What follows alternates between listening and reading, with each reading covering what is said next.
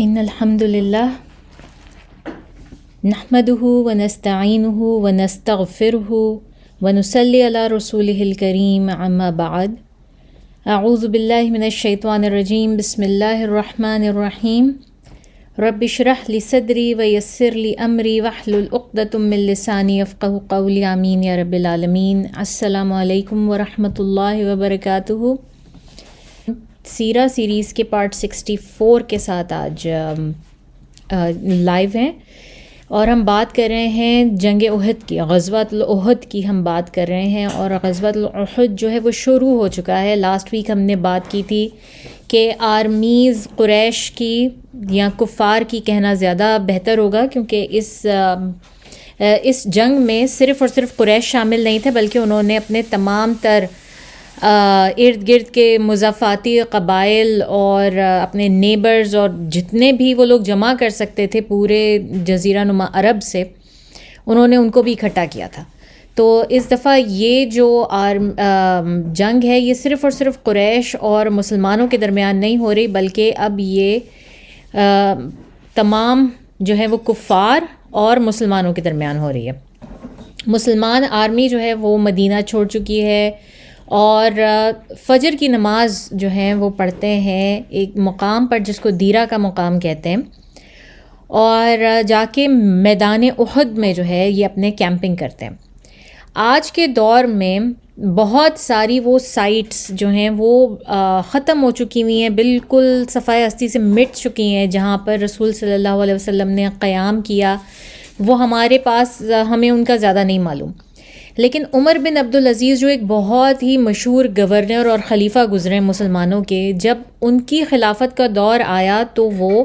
مدینہ میں تھے، اور وہ مدینہ کے انصاریوں سے ملے، ان کے بچوں سے ملے، ان تابعین تبع تابعین سے جو کہ رسول صلی اللہ علیہ وسلم کے دور میں تھے، کیونکہ اب عمر بن عبدالعزیز بہت عرصے کے بعد نہیں آئے، تابعین کے جو ہیں وہ اولاد میں سے ہیں۔ تو یہ ان سب سے ملے اور انہوں نے جا کے وہاں پہ پتہ کیا کہ مدینہ میں اور مدینہ کے مضافات میں ایسی کون کون سی سائٹس ہیں، ایسی کون کون سی اور جگہیں ہیں جہاں پر رسول صلی اللہ علیہ وسلم نے جا کے نماز ادا کی، کبھی وہاں پہ ٹھہرے، وہاں پہ نماز ادا کی۔ تو ان کو جو ہے وہ انہوں نے تقریباً 70 ایسی جگہیں بتائیں جو کہ ان 3 بڑی مسجدوں سے، جہاں پر سب کو پتہ تھا کہ یہاں پہ تو رسول صلی اللہ علیہ وسلم باقاعدہ نمازیں پڑھا کرتے تھے، جس میں مسجد نبوی، مسجد القبا اور مسجد بنو سلمہ جو ہے وہ شامل تھیں۔ ان کے علاوہ جو ہے ان کو 70 ایسی جگہیں دکھائی گئیں، بتائی گئیں کہ یہاں پر رسول صلی اللہ علیہ وسلم نے قیام کیا، یہاں نماز پڑھی۔ تو وہاں پر بھی ان تمام جگہوں پر سائٹس کے اوپر عمر بن عبدالعزیز نے مسجدیں تعمیر کروائیں۔ تو مسجد دیرہ جو ہے وہ بھی ایک عمر بن عبدالعزیز کی کنسٹرکشنز میں سے ایک مسجد ہے، جو کہ انہوں نے اس جگہ پر تعمیر کروائی جہاں پر جنگ احد سے پہلے جو فجر کی نماز تھی وہاں پہ رسول صلی اللہ علیہ وسلم نے پڑھی اور تمام صحابہ کرام کو پڑھائی۔ اب ہمیں یہ بھی پتہ ہے کہ منافقوں کا جو لیڈر تھا عبداللہ بن ابی بن ابی سلول، وہ اپنے 300 ساتھیوں کو لے کے جنگ سے علیحدہ ہو گیا ہے، رسول صلی اللہ علیہ وسلم کی آرمی سے الگ ہو چکا ہوا ہے۔ اور ہم بات کر رہے تھے کہ کس طرح سے جو ہے وہ آمنے سامنے اب یہ انہوں نے صف آرائی کر لی ہے دونوں جنگ اس میں، اور رسول صلی اللہ علیہ وسلم نے کس طرح سے بہت ہی جوشیلی تقریر کی، اور نہ صرف یہ کہ تقریر کی، انہوں نے مسلمانوں کا جوش بڑھانے کے لیے بلکہ اپنی تلوار نکال کے اور اس کو دینے کا کہا کہ میں ایسے شخص کو دوں گا جو کہ اس کا حق ادا کرے، اور وہ تلوار جو ہے وہ ابو دجانہ کو دی گئی۔ اور ہم نے ان کی بات کی کہ انہوں نے پھر اس کے بعد آگے کیسے کارنامے انجام دیے تھے اسی جنگ میں۔ تو اب ہم آگے بات کرتے ہیں کہ قریش کی آرمی جو ہے وہ کس طرح سے صف آرا تھی۔ وہ بھی اسی طرح سے تھی کہ ابو سفیان صخر بن حرب جو ہے وہ اس کا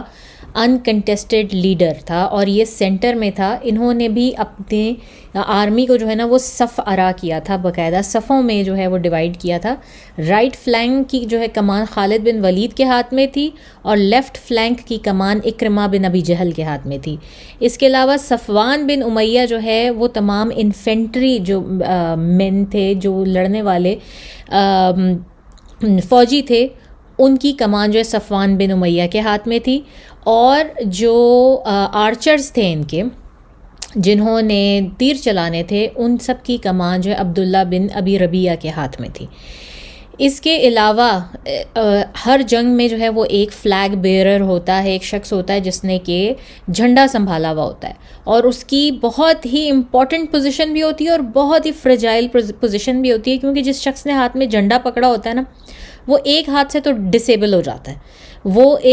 اس ہاتھ سے جس میں اس نے جھنڈا پکڑا ہوا، اس سے تو نہ وہ تلوار چلا سکتا ہے، نہ وہ تیر چلا سکتا ہے، وہ کچھ نہیں، وہ اپنا ڈیفینس بھی نہیں کر سکتا، اپنے لیے شیلڈ بھی نہیں پکڑ سکتا۔ اس کے پاس صرف ایک ہاتھ ہوتا ہے جس سے اس نے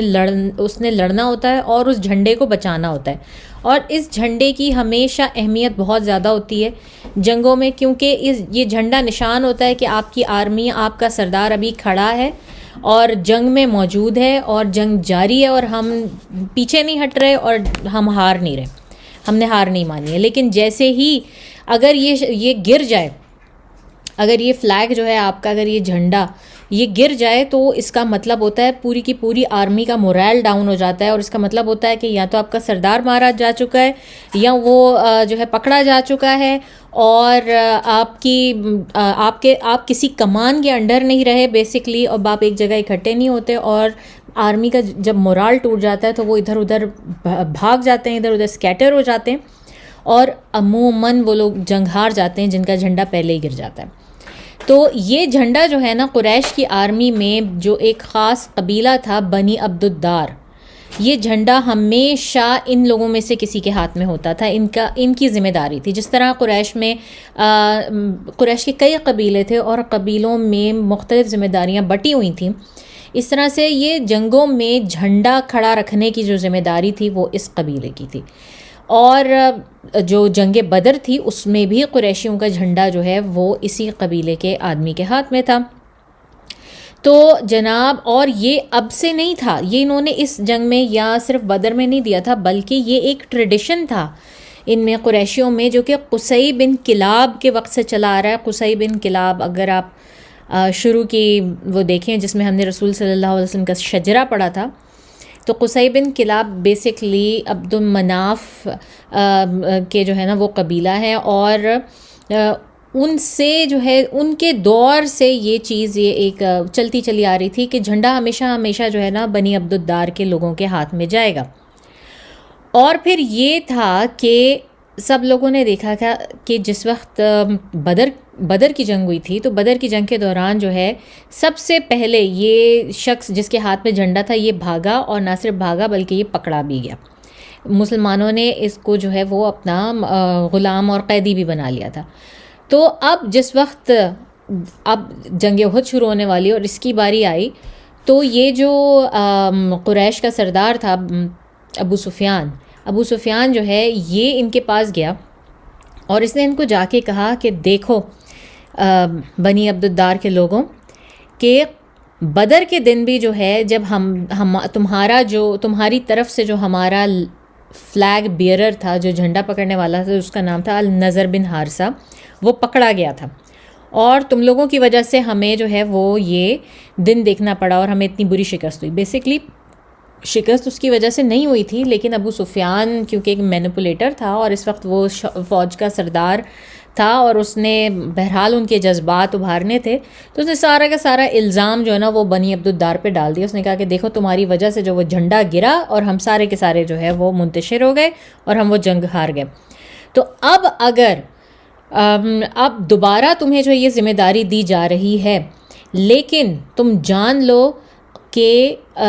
جو جھنڈا پکڑنے والا ہوتا ہے وہ پہلا انسان ہوتا ہے جس کے اوپر سب سے زیادہ جو ہے وہ حملہ کیا جاتا ہے، اس شخص پہ سب سے زیادہ حملہ کیا جاتا ہے جھنڈے پکڑنے والے پہ۔ تو اگر اس دفعہ جھنڈا گرا اور تم لوگ اس بات کا حق ادا نہیں کر سکے کہ تم لوگوں کو جو یہ ذمہ داری دی گئی ہے، اگر تم اس کا یہ حق ادا نہیں کر سکے، تو بہتر ہے کہ ابھی بتا دو اور ابھی جو ہے یہ ذمہ داری نہ لو، وجہ اس کے کہ تم لوگ جنگ کے بیچ میں پیٹھ دکھا کے بھاگ جاؤ اور ہم لوگوں کو دوبارہ شکست کا سامنا کرنا پڑے۔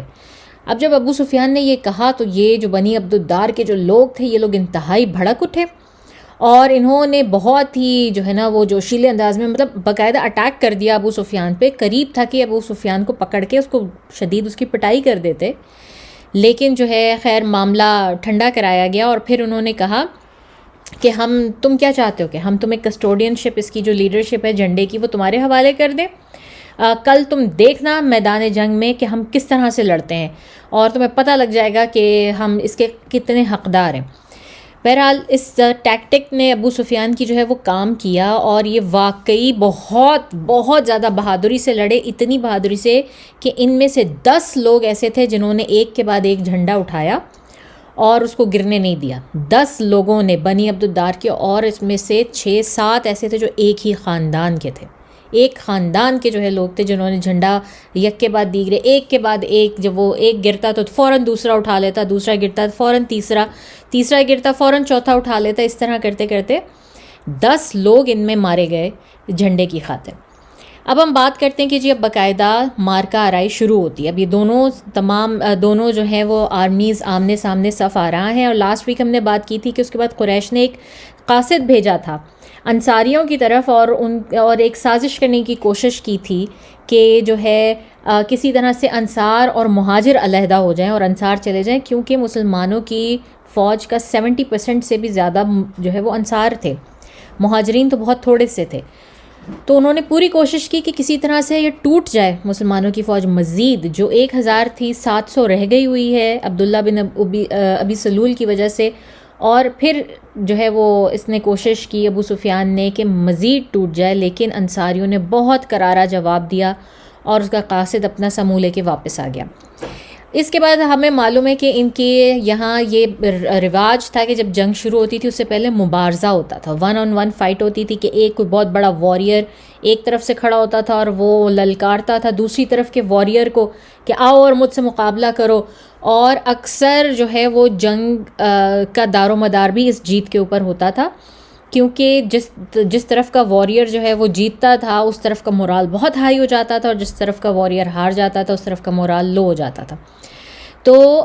یہ قریشیوں کی یا کافروں کی جو فوج تھی، اس میں سے ایک شخص اٹھا جس کا نام تھا طلحہ بن ابی طلحہ، اور یہ بھی عبد الداری تھا، اسی ٹرائب کا تھا جس کے ہاتھ میں جو ہے یہ جھنڈا تھا ان کا، بنی عبد الدار، اسی قبیلے سے اس کا تعلق تھا۔ یہ بہت ڈسٹنگوشڈ، ایک بہت ہی ان کا لیڈر تھا، اور اپنے شرک کی وجہ سے کہہ لیں کہ بہت مشہور تھا، یہ بہت ہی بڑا مشرک تھا۔ اس کے علاوہ قریش میں بہت ہی بہادر قسم کا فائٹر اور آدمی سمجھا جاتا تھا، اور مسلمانوں نے اس کو جو ہے نا وہ نام دیا ہوا تھا جنگ کا ریم کہتے ہیں، وہ ایک بہت بڑے کانوں والا جو ہے وہ بکرا جو ہوتا ہے اس کو کہتے ہیں، تو یہ اس کو کہتے تھے جنگ کے دوران، جنگ کا جو ہے نا وہ بکرا، پہاڑی بکرا یا سم تھنگ لائک دیٹ، اس کو مسلمانوں نے نام دیا ہوا تھا۔ تو یہ باہر نکل کر آیا اور اس نے للکارا کہ کوئی ہے جو میرے ساتھ مقابلہ کرے۔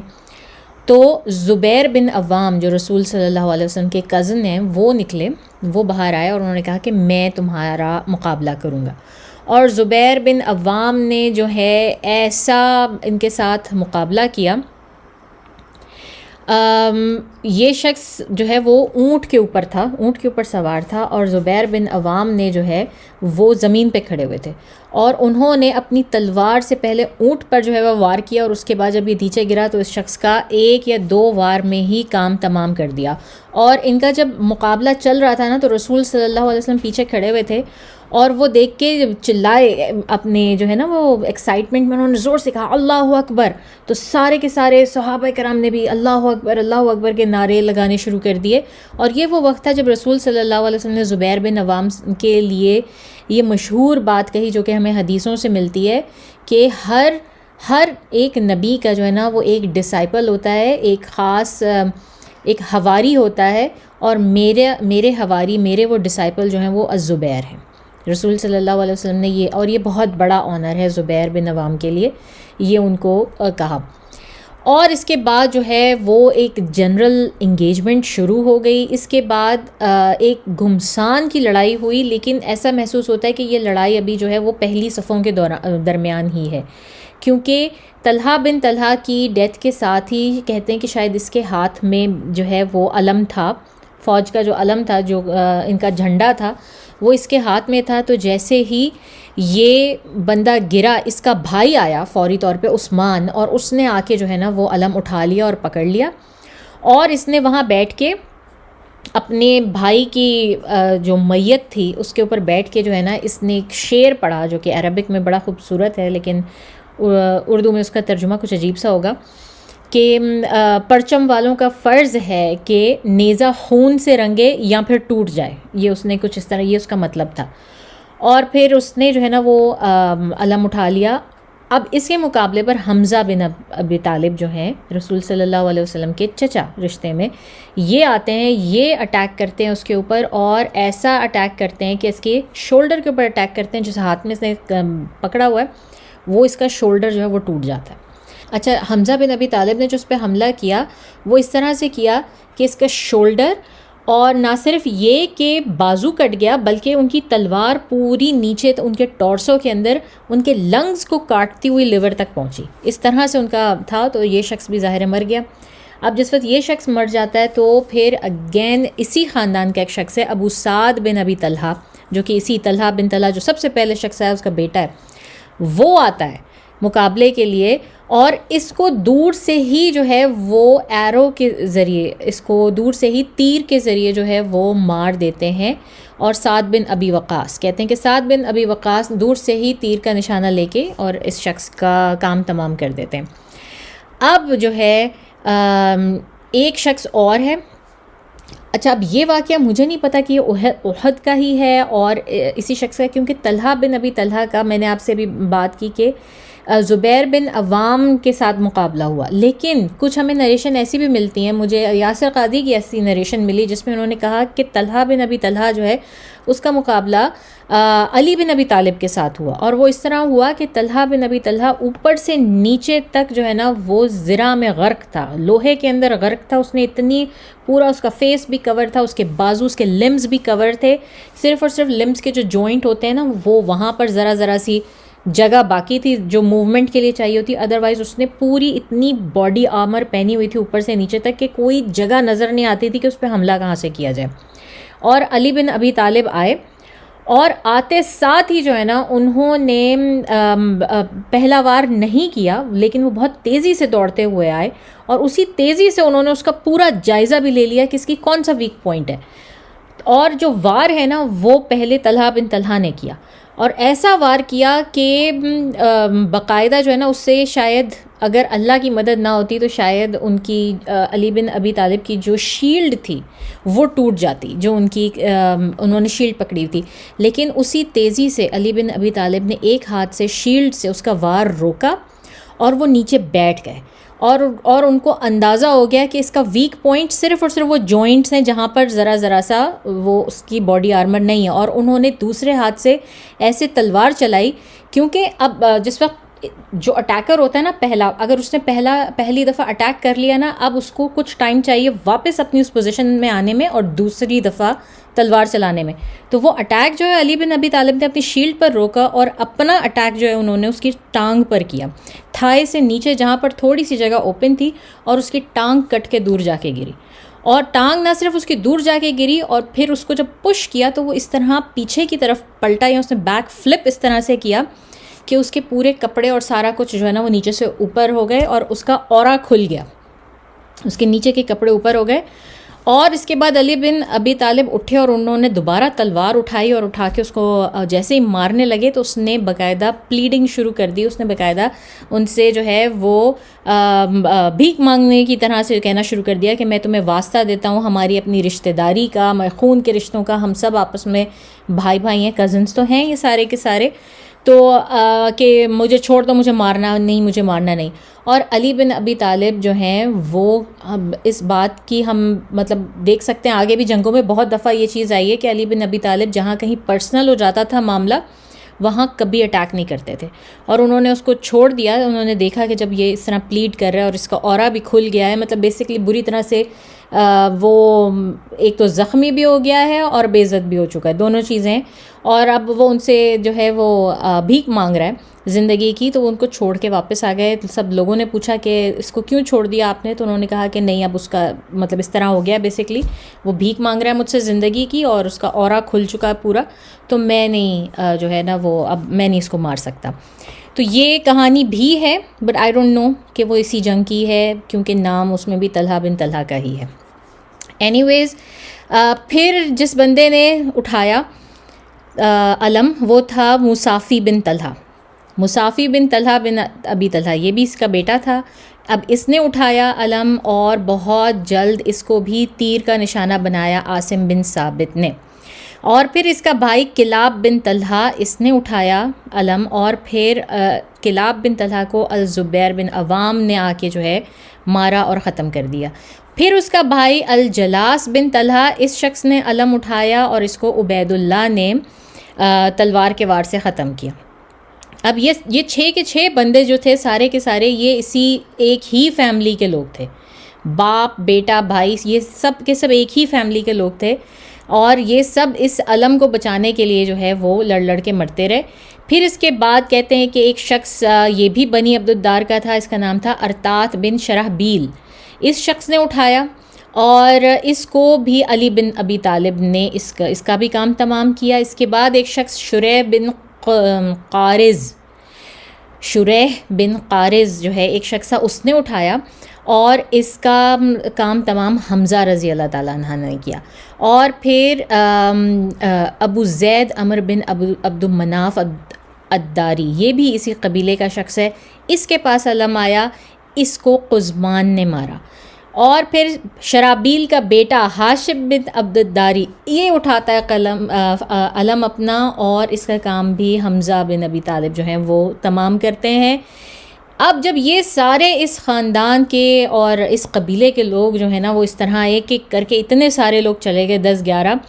تو پھر ان میں ایک سلیو تھا، ان کا ایک غلام تھا، اس کا نام تھا ثواب.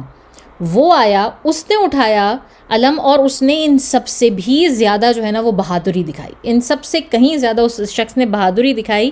اتنی کہ وہ اس کو امبریس کر کے جو ہے نا قلم کو بیٹھ گیا. اور پہلے تو ایک ہاتھ سے لڑتا رہا، لیکن اس کا ہاتھ کٹ گیا، پھر دوسرے ہاتھ سے لڑا، دوسرا ہاتھ بھی اس کا کاٹا گیا. تو اس کے بعد وہ اپنے گردن اپنے چہرے میں اور اپنے سینے کے درمیان جو نا گردن کے بیچ میں علم پکڑ کے بیٹھا رہا. اس کو پتہ تھا کہ اب اس کی موت بھی یقینی ہے، اور ساتھ ساتھ کہتا جا رہا تھا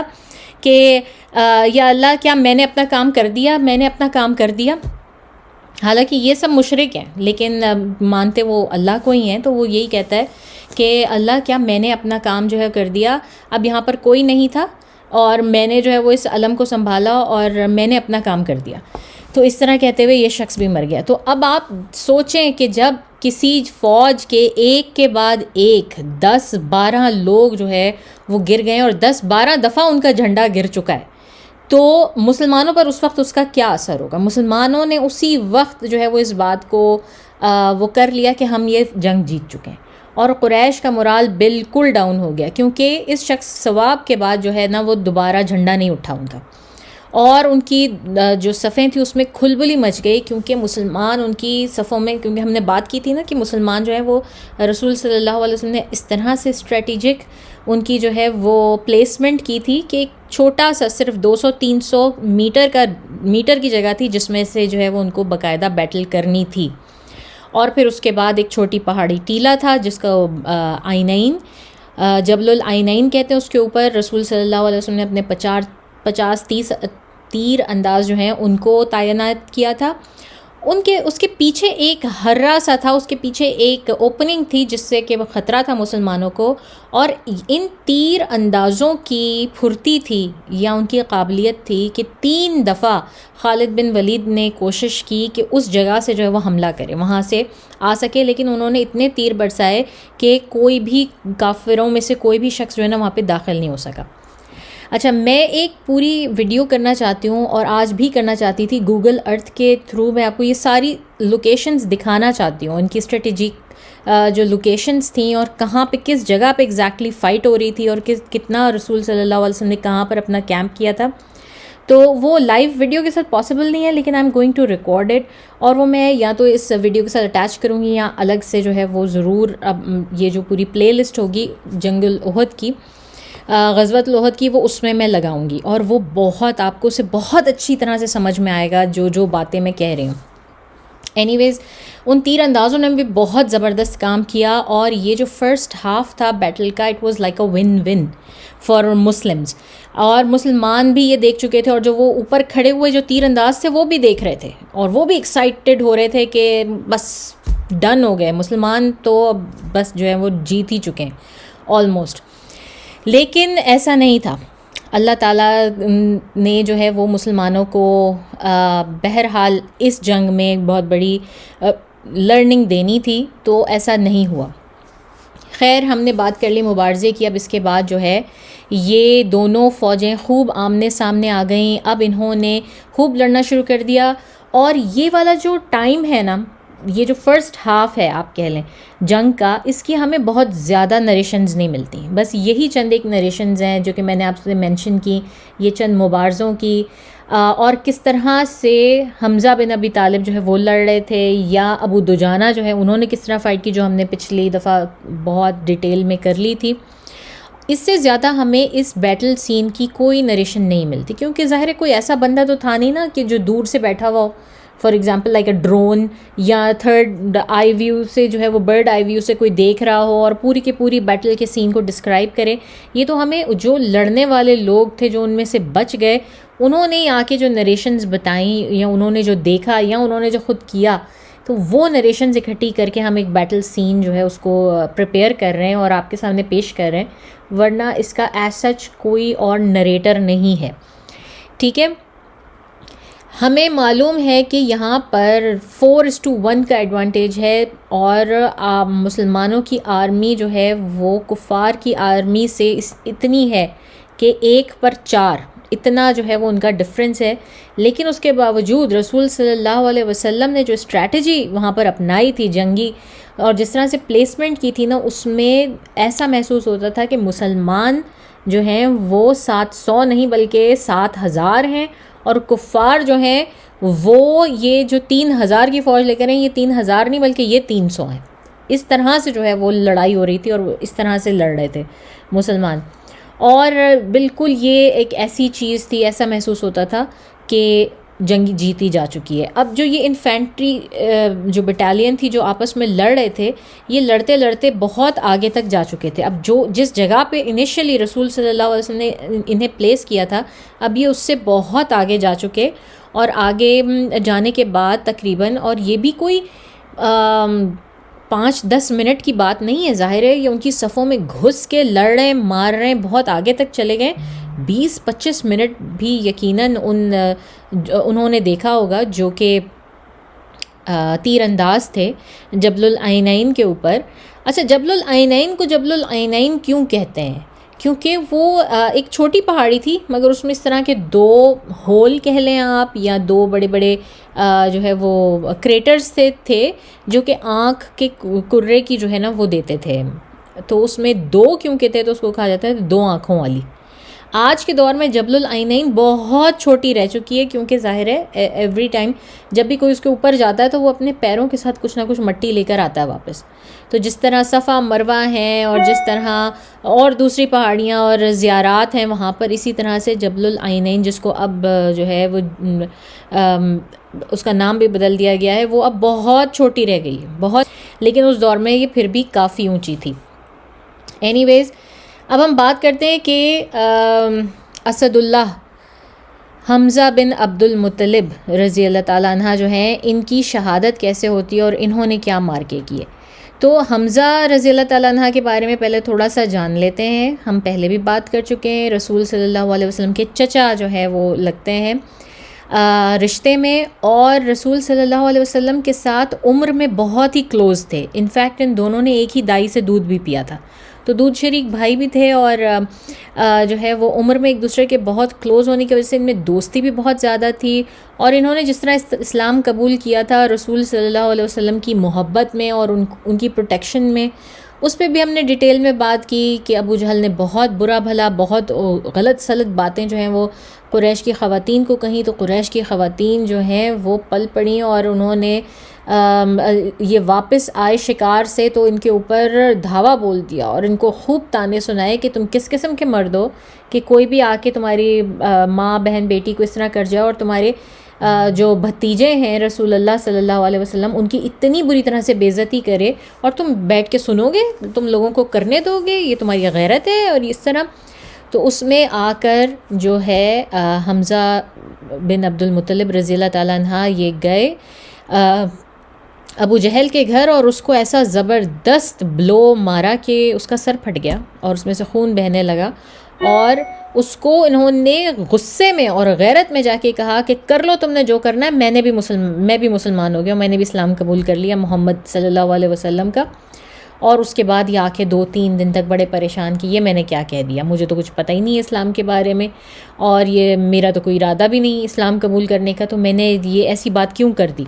اور پھر اس کے بعد 2-3 دن جو ہے نا وہ یہ اس طرح کرتے رہے اور اپنے جاہلی وقت کا جو استخارہ ٹائپ تھا وہ کرتے رہے اور اللہ سے دعا کرتے رہے کہ مجھے راستہ دکھائیں.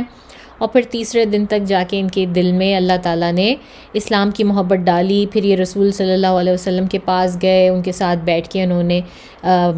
جو ہے وہ سیکھا، اسلام سیکھا، اور پھر باقاعدہ صحیح سے مسلمان ہوئے. پھر انہوں نے ہجرت کی، اور ہجرت کے بعد رسول صلی اللہ علیہ وسلم کے بیسکلی سب سے قریبی رشتہ داروں میں سب سے قریبی دوستوں میں ان کے ساتھ رہے ہمیشہ، اور ان کے گارڈز میں سے رہے. تو اور یہ بہت مشہور تھے، بہت جنگجو، بہت زبردست فائٹر، بہت زبردست تلوار باز، اور گھوڑ سواری میں ان کا کوئی جو ہے وہ نہیں تھا. تو حمزہ رضی اللہ تعالیٰ عنہ نے اس مبارزے میں ہم نے جیسے بات کی، اور جو علم بردار جو لوگ تھے ان میں سب سے زیادہ لوگوں کو حمزہ رضی اللہ تعالیٰ عنہ نے مارا، قتل کیا. اس وجہ سے جو ہے نا وہ جو قریش کے لوگ تھے، جو ان کے واریئرز تھے نا، ان کی نظریں جو ہیں وہ حمزہ رضی اللہ تعالیٰ عنہ کے اوپر لگ گئیں، کیونکہ جو شخص بہت زیادہ ان کی صفوں میں ہڑبڑی مچا رہا تھا اور ہیوک پھیلا رہا تھا بری طرح سے، وہ حمزہ رضی اللہ تعالیٰ عنہ تھے. اور دوسری طرف ابو دجانہ تھے، تو ان کو تھا کہ ان کو مارو تو بھی جو ہے نا وہ مسلمانوں کا مورال وہ بالکل گر جائے گا، ٹوٹ جائے گا. اور ہمیں معلوم ہے کہ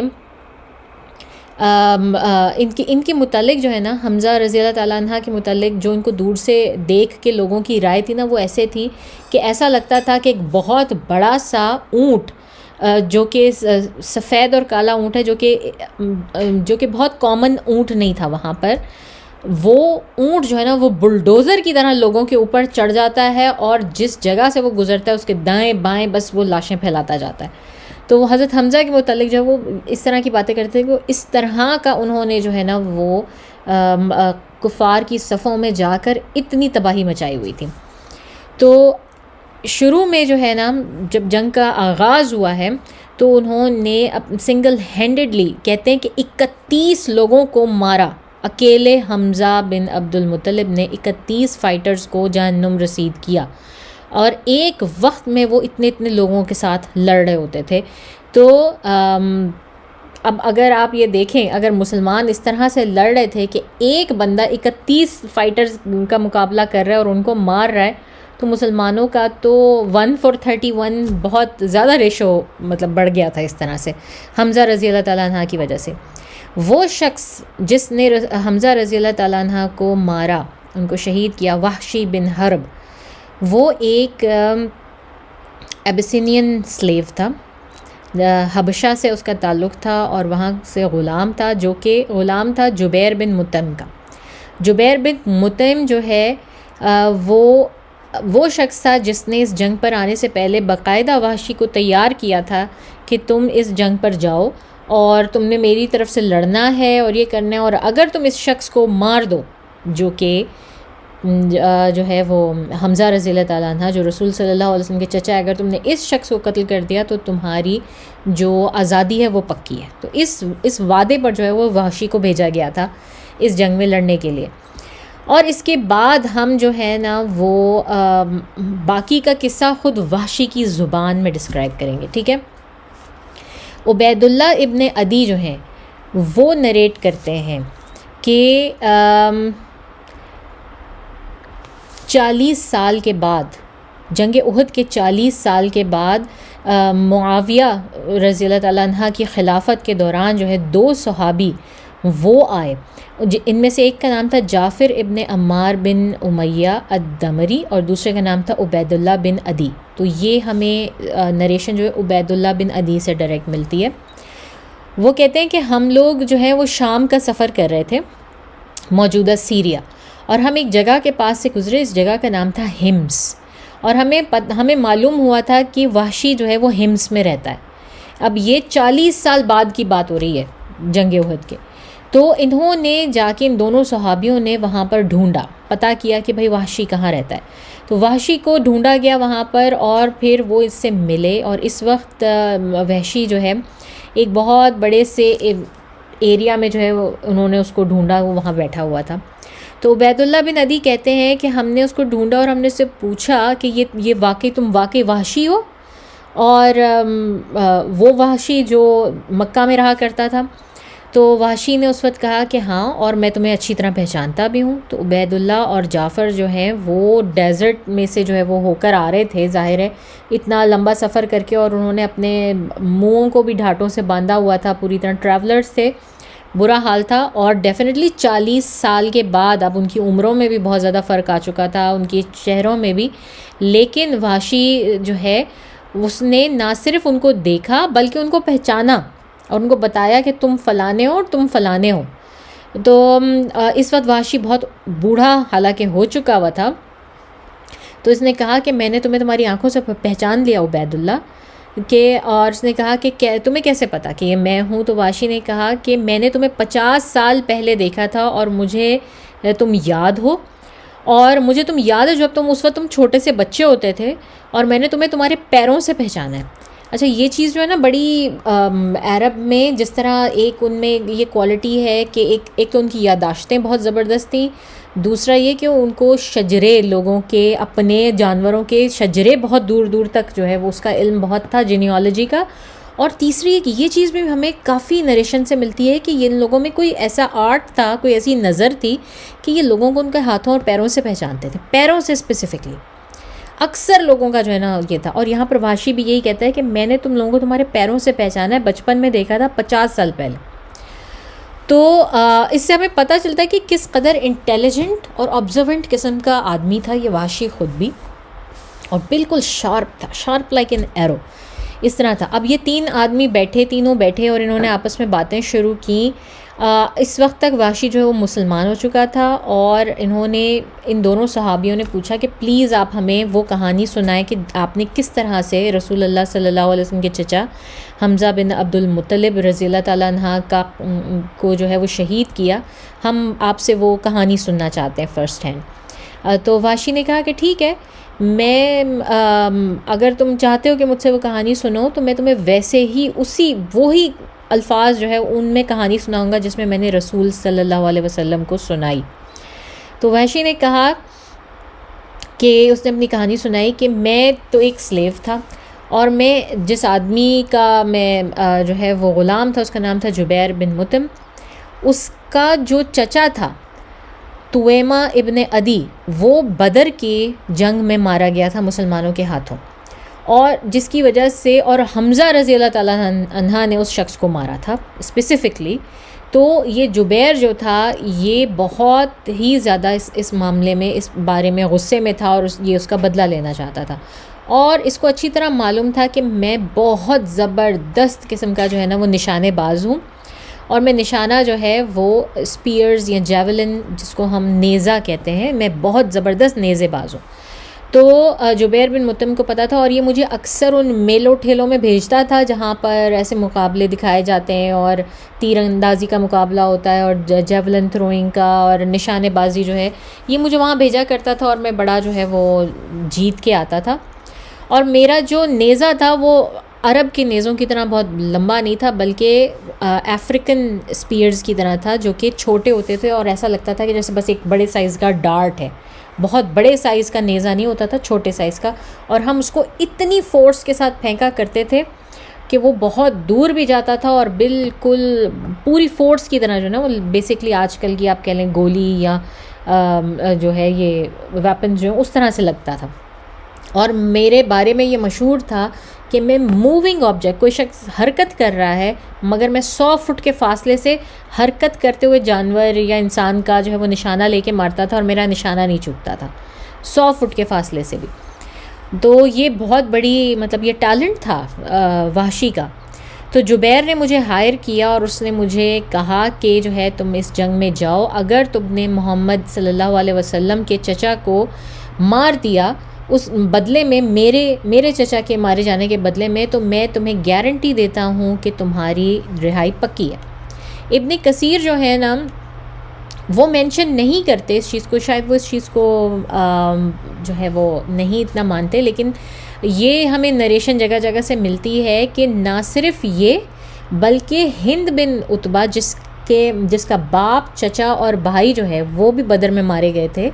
اس نے بھی یہ کہا کہ اگر تم نے حمزہ رضی اللہ تعالیٰ عنہ کو مار دیا تو تمہیں تمہاری آزادی تو ملے گی مگر مجھ سے بھی تمہیں بہت زیادہ انعام ملے گا کہ تم ایک بہت امیر آدمی بن جاؤ گے. اور وحشی جو ہے وہ تھوڑا گریڈی بھی تھے اور ظاہر آزادی جو ہے وہ ایک بہت بڑا ایک انسینٹیو تھا ان کے لیے، اور دوسری طرف ان کو بہت پیسہ بھی ملنے والا تھا.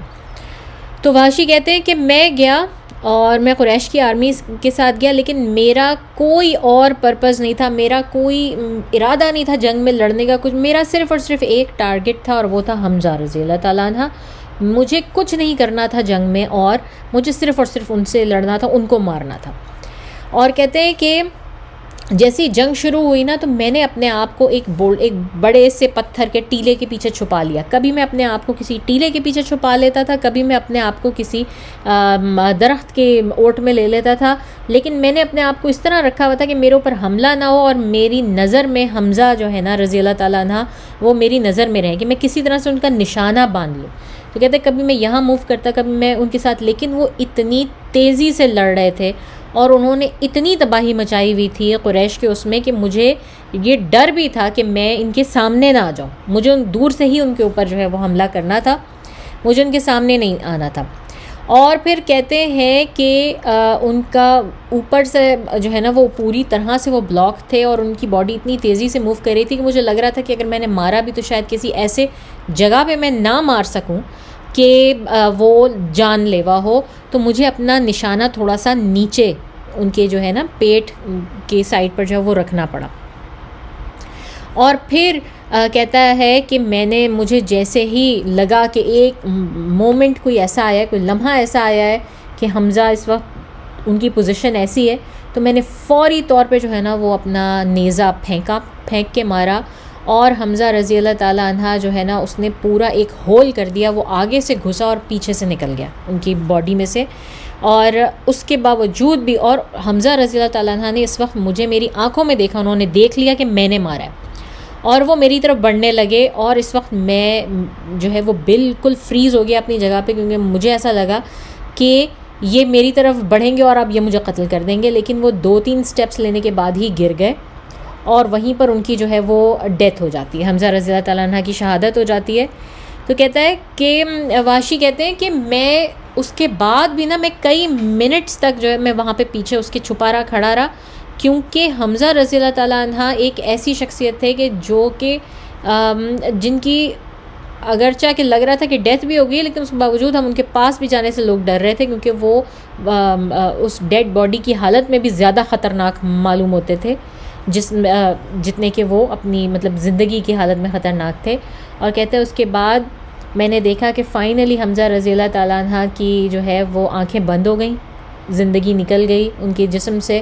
اور میں جب تک ویٹ کرتا رہا اور اس کے بعد میں گیا اور میں نے ان کے جسم سے اپنا نیزہ واپس نکالا اور اسی وقت میں نے بغیر کچھ چون چڑھا کیے جو ہے وہ جنگ احد کا میدان چھوڑ دیا. یعنی کہ وہ کسی اور چیز سے نہ لڑے نہ بڑھے نہ کچھ، اسی وقت میدان چھوڑ دیا اور میں واپس اپنی کیمپ سائٹ پر آیا، وہاں پر بیٹھا اور واپس مکہ جانے کا انتظار کرنے لگا تاکہ مجھے فوری طور پر میرا ریوارڈ جو تھا وہ مجھے مل جائے. میں نے اپنا کام کر دیا ہوا تھا بس. اور پھر میں نے یہ بھی سوچا کہ مکہ سے باہر کیوں جاؤں نا، کہیں اور کیوں جاؤں اپنی آزادی ملنے کے بعد. یہ وہ جگہ ہے جہاں پہ میں آلریڈی کماتا ہوں اور جہاں پر میں اتنے لوگوں کو جانتا ہوں، اور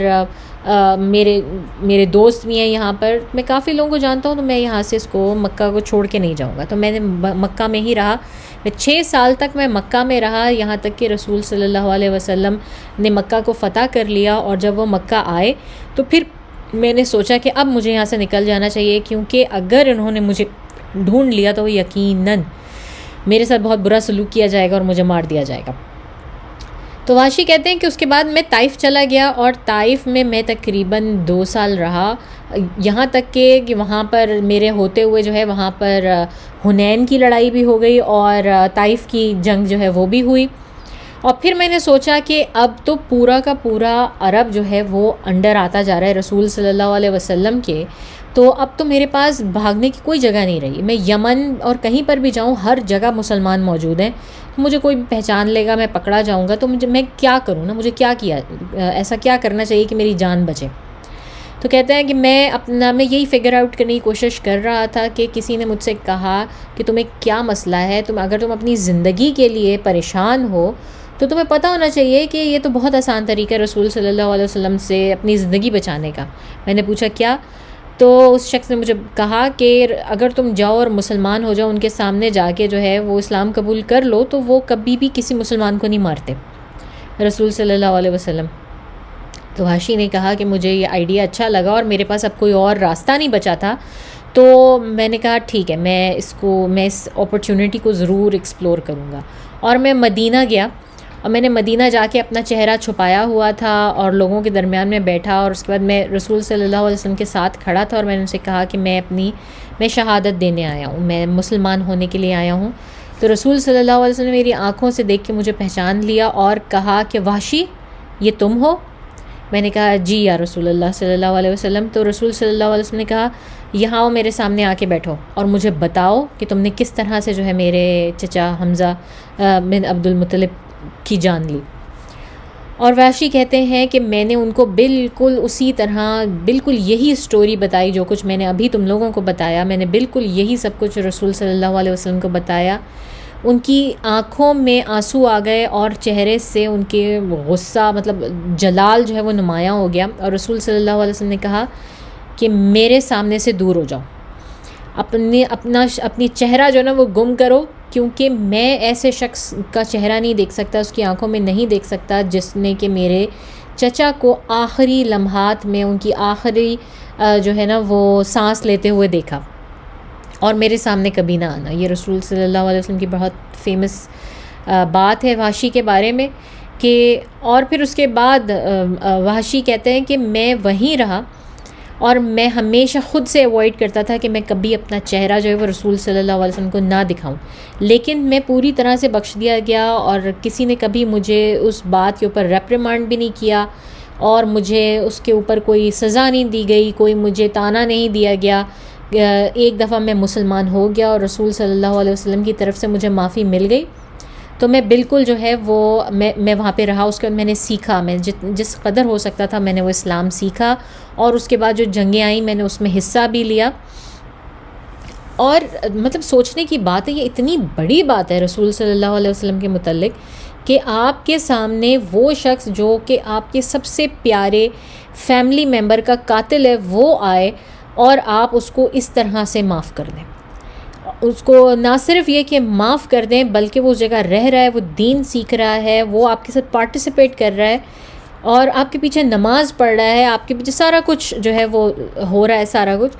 لیکن سوائے اس کے کہ رسول صلی اللہ علیہ وسلم نے کہا کہ اپنا چہرہ مجھے نہ دکھانا، اس کے علاوہ انہوں نے کوئی اور ڈیمانڈ نہیں کی، کوئی اور پنشمنٹ نہیں دی وحشی کے لیے. اور میں سمجھتی ہوں کہ یہ بھی بہت بڑی پنشمنٹ ہے. میں سمجھتی ہوں یہی سب سے بڑی پنشمنٹ ہے کہ آپ رسول صلی اللہ علیہ وسلم کے دور میں ہیں، ان کی موجودگی میں موجود ہیں، ان کے ساتھ نماز پڑھنے سارا کچھ کر رہے ہیں، اور آپ کو ان سے بات کرنے کی، ان کے سامنے آنے کی اجازت نہیں ہے. یہ ان اٹ سیلف جو ہے نا بہت بڑی پنشمنٹ ہے، اور اس کا جو گلٹ ہے نا وہ بہت بڑا گلٹ ہو سکتا ہے. اور یہی حال وحشی کے ساتھ تھا کہ وحشی وہاں پہ رہتا رہا اور کہنے لگا کہ میں طریقے سوچتا رہتا تھا کہ میں اپنے اوپر سے یہ داغ کیسے دھوؤں، میں کس طرح سے جو ہے یہ سب کچھ کروں. میں مدینہ میں 2 سال رہا اور یہاں تک کہ رسول صلی اللہ علیہ وسلم کی وفات ہو گئی، اور میں مدینہ میں رہتا رہا اور میں وہاں پہ سیکھتا رہا اور دین سے جو ہے وہ بہریاب ہوتا رہا. تو کہتے ہیں اس کے بعد میں نے جو ہے نا وہ حصہ لیا جو ردہ وارز ہوئیں، جو حضرت ابو بکر صدیق رضی اللہ تعالیٰ عنہ کے دور میں مسیلمہ کذاب سے وارز ہوئیں، جہاں یہ وہ لوگ تھے جنہوں نے رسول صلی اللہ علیہ وسلم کی وفات کے بعد 3 ایسے لوگ تھے جن میں 1 عورت اور 2 مرد تھے جنہوں نے نبوت کا دعویٰ کیا، اور ان سے جو ہے وہ حضرت ابو بکر صدیق نے نمٹا. اور یہ وارز جو ہوئی تھیں یہ اتنے بڑے پیمانے پہ ہوئی تھیں اور اس میں اتنے زیادہ مسلمان شہید ہوئے تھے، مسلمانوں کے ہی سو کالڈ مسلمانوں کے ہاتھوں، کہ بہت بڑا جو ہے نا وہ ہو گیا تھا. تو وحشی کہتا ہے کہ ان جو وارز تھیں اس میں نے حصہ لیا، اور اس وار کے اندر جو ہے میں نے مسیلمہ کذاب کو میں جس طرح سے میں نے حمزہ رضی اللہ تعالیٰ عنہ کو مارا تھا اور ٹارگٹ کیا تھا نا، میں نے کہا کہ میں مسیلمہ کذاب کو ماروں گا، اور اسی طرح سے میں اس میں گیا اور میں نے اس کا نشانہ لیا، اور نشانہ لے کر میں نے مسیلمہ کذاب کے اوپر جو ہے وہ تیر اپنا نیزہ پھینکا اور اس کو بھی اسی طرح مار دیا. ایک اور بھی صحابی ہیں جنہوں نے سائملٹینیسلی مسیلمہ کذاب کے اوپر جو ہے وہ حملہ کیا تھا، تو ان دونوں نے مل کر اس کو مارا تھا. تو اس کے بعد وحشی کہتے ہیں کہ یہ وہ وقت تھا کہ مجھے ایسا محسوس ہوتا تھا کہ ایک طرف میں نے اس دین کے سب سے بہترین شہید اسد اللہ تعالیٰ کا شیر جو ہے وہ اس جلیل القدر صحابی رسول صلی اللہ علیہ وسلم کے رشتہ دار، ان کے چچا، ان کی جان لی اور اپنے اوپر یہ جو ہے نا وہ ایک دھبا لگا لیا. تو مجھے لگ رہا تھا کہ اگر میں نے اس مسیلمہ کو مار دیا تو میرا یہ دھبا، یہ جرم کسی حد تک جو ہے وہ کم ہو جائے گا. لیکن ہم جانتے ہیں کہ یہ جرم سے زیادہ گلٹ تھا ان کا، کیونکہ رسول صلی اللہ علیہ وسلم انہیں معاف کر چکے تھے. اور جب آپ اسلام قبول کرتے ہیں، جب آپ اسلام میں آتے ہیں، تو اس وقت آپ کے پچھلے تمام گناہ اللہ تعالیٰ معاف فرما دیتا ہے. یہ اللہ تعالیٰ ہمیں خود بتاتے ہیں اور قرآن میں بتاتے ہیں. تو ان کے گناہ معاف ہو چکے ہیں، اور خود واشی کہتے ہیں کہ مجھے معلوم تھا اس بات کا کہ میں ان سے میری معافی ہو چکی ہے اور اللہ تعالیٰ میرے تمام تر گناہ معاف کر چکے ہیں، مگر پھر بھی میرے اندر کا جو یہ گلٹ تھا وہ میرا جو ہے وہ مسیلمہ کذاب کو مارنے کے بعد دھلا. اور اس طرح سے پھر جو ہے نا وہ مطلب اس طرح یہ بیچ میں وحشی کی کہانی آ گئی پوری. لیکن اس طرح سے حضرت حمزہ رضی اللہ تعالیٰ عنہ کی جو ہے وہ ڈیتھ ہوتی ہے. اب ہم واپس آتے ہیں اپنے جنگ احد کے اوپر. تو یہی ہم نے بات کی ساری کی ساری کہ جو ہے وہ مسیلمہ کذاب کو مار دیا. اور اس کے بعد وحشی کہتا ہے کہ اچھا یہ ایک بات اور بھی انہوں نے کی کہ مجھے نہیں پتا کہ کیوں، لیکن جس نیزے سے میں نے حمزہ رضی اللہ تعالیٰ عنہ کو مارا تھا نا، میں نے وہ نیزہ سنبھال کے رکھا ہوا تھا. مجھے نہیں پتا کیوں میں نے وہی نیزہ سنبھال کے رکھا ہوا تھا، اور میں نے وہی نیزہ استعمال کیا مسیلمہ کو مارنے کے لیے. تو اور بھی بہرحال ان کی کافی ساری ڈیٹیلز ہیں. اگر کسی نے مزید ڈیٹیلز میں دیکھنا ہے تو وہ مزید حضرت حمزہ رضی اللہ تعالیٰ عنہ کی پوری بایوگرافی دیکھیں، اس میں ضرور یہ کمپلیٹ آئے گا اور بھی زیادہ ڈیٹیلز کے ساتھ. حضرت حمزہ رضی اللہ تعالیٰ عنہ کے بعد ایک اور جلیل القدر صحابی جن کی شہادت ہوتی ہے وہ ہیں حضرت حنظلہ. حضرت حنظلہ رضی اللہ تعالیٰ عنہ جو ہے وہ بیٹے تھے ابو عامر بن فاسق. یہ ہم نے لاسٹ ویک کی بات کی تھی کہ یہ وہ شخص تھا جو کہ انصاریوں میں سے تھا، ان کے لیڈرانز میں سے تھا. لیکن رسول صلی اللہ علیہ وسلم کے مدینہ ہجرت کرنے کے بعد اس شخص نے یہ بھاگ گیا تھا مدینہ سے. اس نے جا کے قریش کی پناہ پکڑ لی تھی اور وہاں پر ان کے ساتھ بلکہ لڑنے کے لیے ان کے ساتھ آیا تھا. اور اس نے آ کے جو ہے وہ پہلے جو ہم نے بات کی تھی کہ ابو سفیان نے اپنا قاصد بھیجا تھا کہ جا کے لوگوں کو جو ہے وہ کریں اور انصار کو توڑنے کی کوشش کریں. دوسرا جو قاصد بھیجا تھا وہ یہ شخص تھا ابو عامر بن فاسق. یہ اپنے آپ کو ابو عامر بن راہب کہا کرتا تھا، لیکن مسلمانوں نے جو انصار تھے انہوں نے اس کو انعام دیا کہ تم ابو عامر بن راہب نہیں، ابو عامر بن فاسق ہو. اس شخص کا بیٹا جو ہے حنظلہ، حنظلہ رضی اللہ تعالیٰ عنہ بہت جلیل القدر صحابیوں میں آتے ہیں، بہت ینگ تھے اور ان کی فوراً ڈیتھ ہو جاتی ہے اسی جنگ میں، جنگ احد میں، اور ان کو لقب ملتا ہے غسیل الملائکہ، کیونکہ ان کے بارے میں یہ ہوتا ہے کہ حنظلہ کی شادی ہوئی ہوتی ہے بالکل ایک دن پہلے، جنگ احد سے ایک دن پہلے ان کی شادی ہوئی ہوتی ہے، اور یہ اپنی وائف کے ساتھ ہوتے ہیں، حجرہ عروسی میں ہوتے ہیں، یہ اپنے بیڈ جس وقت حکم آتا ہے کہ جنگ احد کے لیے نکلنا ہے نا، تو یہ غسل جنابت بھی نہیں لیتے اور بستر سے نکلتے ہیں اور سیدھا میدان جنگ کی طرف جاتے ہیں، اور وہاں پر جاتے ہیں تو دیکھتے ہیں کہ ان کا مطلب ان کا انتقال ہو جاتا ہے، ان کی شہادت ہو جاتی ہے جنگ میں، اور انہوں نے جنابت کا غسل نہیں لیا ہوتا، لیکن یہ کہتے ہیں کہ لوگوں نے دیکھا کہ ان کو باقاعدہ غسل دیا گیا ہے، ان کی باڈی جو ہے نا وہ زمین سے اوپر اٹھی ہے اور ان کو باقاعدہ غسل دیا گیا ہے، پانی کے قطرے ان کے اوپر، اور اس کے بعد وہ آئی ہے، تو اس وقت رسول صلی اللہ علیہ وسلم نے بتایا کہ یہ ان کو ملائکہ نے غسل دیا ہے، اور جب سے ان کا نام جو ہے حنظلہ الغسیل الملائکہ پڑ گیا، اور یہ ایک بہت بڑی جو ہے وہ ایک اور شہادت تھی۔ احد کی جنگ میں بہت مسلمان شہید ہوئے، تقریباً 70-75 کے قریب مسلمان شہید ہوئے، جو کہ تمام تر بہت جلیل القدر صحابہ میں سے تھے، اور وہ بہت بڑے اسلام کے شہداء بنے۔ اور اللہ تعالیٰ قرآن میں ہمیں اس چیز کا نا ریفرنس دیتے ہیں، سورہ آل عمران میں۔ سورہ آل عمران تیسری سورہ ہے قرآن کی، اور اس کی 152 آیت ہے، وہ شروع اس طرح ہوتی ہے، اعوذ باللہ من الشیطان الرجیم، وَلَقَدْ صَدَقَكُمُ اللَّهُ وَعْدَهُ إِذْ تَحْسُونَهُمْ، تو اور اللہ تو اپنا وعدہ تم سے سچا کر چکا جب تم اس کے حکم سے انہیں قتل کرنے لگے، یہاں تک کہ جب تم نے نامردی کی اور کام میں جھگڑا ڈالا اور نافرمانی کی، بعد اس کے کہ تم کو دکھا دی وہ چیز جسے تم پسند کرتے تھے، بعض تم میں سے دنیا چاہتے تھے اور بعض تم میں سے آخرت کے طالب تھے، پھر تمہیں اس سے پھیر دیا تاکہ تمہیں آزمائے، اور البتہ تحقیق تمہیں اس نے معاف کر دیا ہے، اور اللہ ایمانداروں پر فضل کرنے والا ہے۔ اب یہاں پر اللہ تعالیٰ کس بات کا حوالہ دے رہے ہیں؟ اللہ تعالیٰ حوالہ دے رہے ہیں کہ جب جنگ کا یہ سین پلٹا اور مسلمانوں کو واضح فتح ہونے لگی، انہوں نے دیکھا، تمام مسلمانوں نے، اور اسپیشلی جو تیر انداز تھے، انہوں نے جب دیکھا کہ مسلمانوں کو فتح ہونا شروع ہو گئی ہے، اور وہ اتنا آگے جا چکے ہیں، اتنا دور جا چکے ہیں، لڑتے لڑتے ان کا پیچھا کرتے کرتے، اور اب جو ان کے سامنے جو میدان ہے وہاں پر کوئی نہیں ہے، اور وہاں پر وہ اپنے تلواریں، اپنے جانور، اپنا جو ہے زرہیں اور اپنا سامان سارا پھینک پھونک کے چلے گئے، اور یہ وقت بھی وہی میں نے آپ کو کہا کہ 15-20 منٹ گزر چکے ہیں اس وقت آرام سے، تو انہوں نے سوچا کہ ٹھیک ہے بھائی، جنگ کا پانسا پلٹ گیا، اب یہ لوگ جو جا رہے ہیں ان کے پیچھے جو بھاگتے ہوئے دور تک گئے ہیں، یہ تو جس وقت ان کو پکڑیں گے تو ان کو ماریں گے تو جو کچھ ان کا مال و متاع ہے، کیونکہ یہ بات انڈرسٹوڈ تھی کہ آپ جس کو مارتے تھے جنگ میں، اسی کا جو کچھ مال ہوتا تھا وہ اس کے اوپر جو ہے وہ اپنا قبضہ کر لیتے تھے، تو ان کا خیال یہ تھا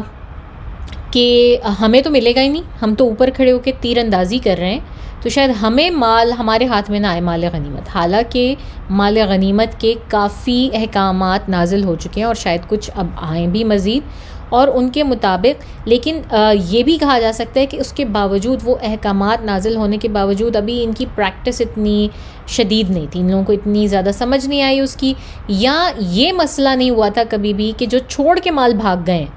اپنا، اور اس طرح سے جو تیر انداز ہیں ان کا کیا اس میں مال میں حصہ ہوگا، تو شاید ان کو یہ لگا کہ ہمیں تو اس مال میں حصہ نہیں ملے گا، کیونکہ ہم نے 1-on-1 کمبیٹ نہیں کی لوگوں کے ساتھ، تو ہم جا کے جلدی سے یہ مال اٹھا لیں، تو اس وجہ سے جو ہے نا یہ انہوں نے اتنی بڑی مسٹیک کی مسلمانوں نے، جو کہ تعینات کیے گئے تھے جبل العینین کے اوپر، انہوں نے یہ بہت بڑی مسٹیک کی، ان کے ساتھ جو صحابہ تھے، ان کے جو لیڈر تھے وہ تو اپنی جگہ سے نہیں ہلے، انہوں نے تو کہا کہ میں تو جب تک رسول صلی اللہ علیہ وسلم کا حکم نہیں آ جاتا میں یہاں سے ہرگز نہیں ہلوں گا، لیکن ان کے علاوہ جو ان کے ساتھ جتنے بھی لوگ تھے انہوں نے بہت جلدی مچائی، اور انہوں نے دیکھا کہ جیسے ہی میدان خالی ہوا ہے وہ جلدی سے نیچے بھاگے، اور بھاگ کے جا کے جو ہے انہوں نے وہ سامان جمع کرنا شروع کر دیا، اور اسی چیز کا ریفرنس اللہ تعالیٰ نے اس جو ہے وہ آیت میں دیا ہے کہ جب تم نے نامردی کی کام میں جھگڑا ڈالا اور نافرمانی کی، کہ رسول صلی اللہ علیہ وسلم کی بات کی نافرمانی ہو گئی. انہوں نے کہا تھا کہ چاہے ہماری لاشوں کو گدھ نوچ کے، پرندے نوچ نوچ کے کھا رہے ہو نا، جب تک میرا حکم نہ ملے تم نے آنا نہیں ہے، تم لوگوں نے اترنا نہیں ہے یہاں سے، اپنی جگہ نہیں چھوڑنی. تو یہ ان کی رسول صلی اللہ علیہ وسلم کی کھلی نافرمانی کر ڈالی ان لوگوں نے.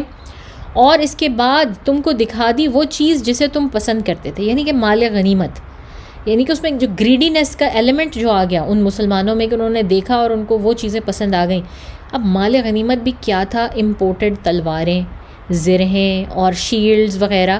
یہ سب چیزیں عرب میں نہیں بنتا تھا. یہ لوگ کو اتنے اچھے جو ہے نا وہ آئرن سمتھس نہیں تھے، اتنے اچھے لوہار نہیں تھے کہ یہ بہت اچھی کوالٹی کی تلواریں اور وہ سب کچھ بناتے. ان کا زیادہ تر کام تو جو ہے وہ چمڑے کا اور کھجوروں کا اور یہ سب تھا. تو وہ بہت بہت قیمتی مال تھا اس وقت کے حساب سے. یہ تلواریں اور جو کچھ وہ چھوڑ کر بھاگ رہے تھے، شاید اس میں ٹینٹ ہوں، شاید اس میں سارا کچھ ہو ان کا. تو یہ بہت قیمتی مال تھا اور یہ بہت پسندیدہ مال تھا. اور ظاہر ہے جو فائٹرز ہوتے ہیں اس کے لیے سب سے بڑی چیز جو ہے وہ اس کے ویپنز ہی ہیں. تو یہ ویپنز ان کے اتنا قیمتی مال تھا کہ اللہ تعالیٰ اس کو کہتے ہیں کہ اللہ تعالیٰ نے وہ چیز تم کو دکھا دی جسے تم پسند کرتے تھے، اور اس کے بعد تم دنیا چاہتے تھے، اور تم میں سے چند ایک ہی تھے جو آخرت کے طالب تھے. پھر تمہیں اس نے پھیر دیا تاکہ تمہیں آزمائے، اور تمہیں البتہ تحقیق اس نے معاف کر دیا. مطلب اللہ تعالیٰ نے اسی آیت کے اینڈ میں یہ بھی بتا دیا کہ یہ غلطی جو بہت بڑی غلطی تھی مسلمانوں کے بہاف پر انہوں نے کی تھی، اور اس کی وجہ سے یہ جیتی ہوئی جنگ مسلمان ہار گئے آلموسٹ. تو اس کے بارے میں اللہ تعالیٰ نے کہا کہ اللہ تعالیٰ نے تمہیں معاف کر دیا، اور اللہ تعالیٰ ایمانداروں پر فضل کرنے والا ہے. تو یہ بہت اس آیت کے اندر بہت بڑی ایک وقت کی جو ہے نا وہ اللہ تعالیٰ نے نقشہ کھینچ دیا. اچھا، اور وجہ کیا تھی یہ سوچنے کی مسلمانوں کی کہ وہ جنگ جیت گئے ہیں، وہ جگہ چھوڑ دی ہے انہوں نے؟ کہ عورتیں جو تھیں نا، جن کی سردار اس وقت ہند بن عتبہ تھی، اور وہ ان کو بھی اور ان کو جو ہے وہ بہت زیادہ ابھار رہی تھی. اور ہم نے بات کی تھی لاسٹ ٹائم کہ ابو دجانہ جو ہے وہ آلموسٹ ہند کو مارنے والے تھے، کوئی مرد فائٹر سمجھ کے یہ لوگ. اور آپ کو پتہ ہے کہ عورتیں جو وہ ہمیشہ جنگوں میں بالکل سائیڈ لائنز پہ ہوتی ہیں یا بالکل پیچھے کر کے ہوتی ہیں. تو انہوں نے بھی بھاگنا شروع کر دیا. نہ صرف یہ کہ مرد بھاگ گئے جنگ سے اور وہ لڑتے لڑتے وہ پلٹ گئے، بلکہ یہ عورتیں بھی بھاگ لیں. اور ان کا بھاگنے کا جو ہے وہ یہ بہت بڑا سمبل تھا کہ now the war has been won, کہ اب ان کی مرد بھی بھاگ گئے، ان کی عورتیں بھی نہیں پیچھے بچیں. جو سب سے آخری ان کی لائن تھی وہ بھی چلی گئی، وہ بھی بھاگ گئی ہے. تو اس وجہ سے جو ہے مسلمانوں کو اور ان تیر اندازوں کو یہ غلط فہمی ہو گئی کہ یہ وار جیت گئے، اور اب ان کو اس بات کی ضرورت نہیں رہی کہ رسول صلی اللہ علیہ وسلم نے کوئی آرڈر بھیجیں اور یہ ان کا آرڈر فالو کریں. اور یہ اس کے بغیر ہی اس پہاڑ سے نیچے اتر کے آ گئے اور انہوں نے جو ہے وہ مال غنیمت جمع کرنا شروع کر دیا. تو جناب ٹائم ہمارا ختم ہو گیا یہاں پر، اس کو اتنا ہی رکھتے ہیں. اگلے ہفتے مزید اس کی ڈیٹیلز کریں گے کہ اس کے بعد مسلمانوں کو مزید کیا کیا تکالیف اس جنگ میں اٹھانی پڑی ہیں، ان کا کیا کیا نقصان ہوا، ان کا جو لاسز ہوئے.